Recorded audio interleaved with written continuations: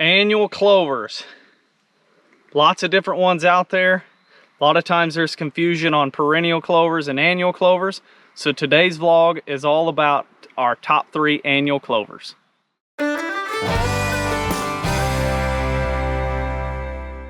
Before we jump in, I would just want to ask you guys to please subscribe to the channel here. If you haven't already, go check out our weekly podcast over on iTunes. Just search Land and Legacy and subscribe.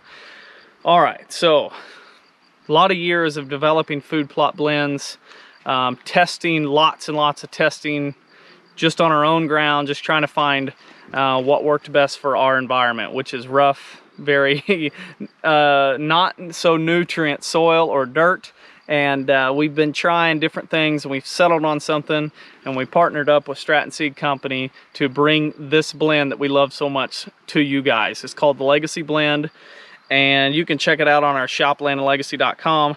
But it's a fall blend with a bunch of different annual species in it, annual varieties, and we have 3 different types of annual clover.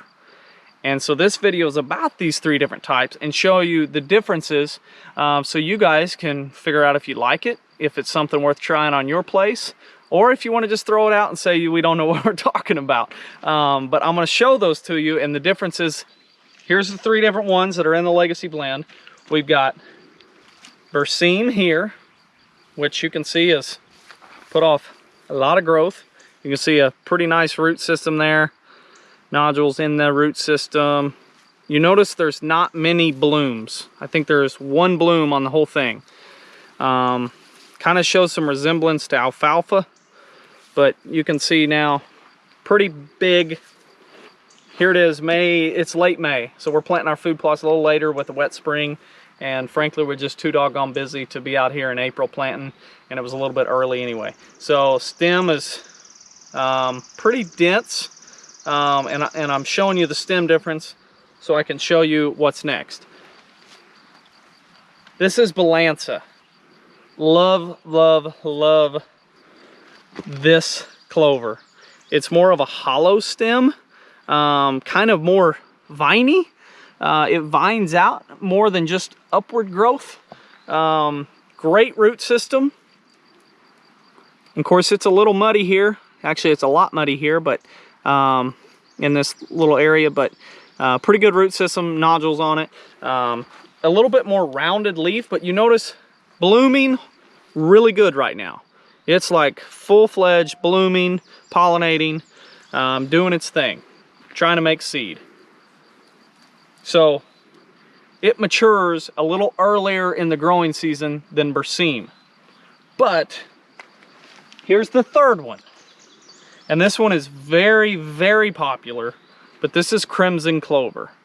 If you notice, the blooms are they've already ran their course. Blooms out during turkey season, bright, just crimson red. It's beautiful. Guys look at it and probably yell roll tide. But here we are, pretty good. Doesn't get as tall as the other 2.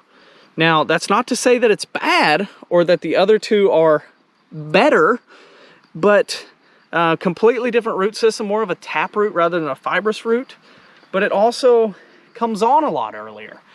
So in the spring, turkey season, it's just going crazy. Tons of forage available for wildlife. It's blooming, so it's attracting lots of pollinators, but it just doesn't quite get the growth that Berseem or Balansa get.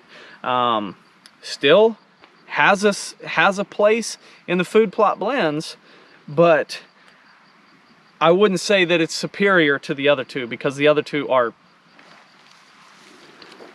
phenomenal. If we're looking for growth and forage, and probably some of you guys in northern climates trying to get outside of not planting spring food plots and trying to find something that you can plant in the fall that goes almost all the way through, Berseem or Balansa might be an option, because you can get them almost into June, or this one will go clear into June, and then jump into July and be planting brassicas. So out of the 3, we're getting early forage, we're getting a different root system, and then take the Crimson Clover right into Balansa Clover, which is then blooming, so we're still attracting a lot of insects and providing a lot of bugging opportunities for turkeys and other birds.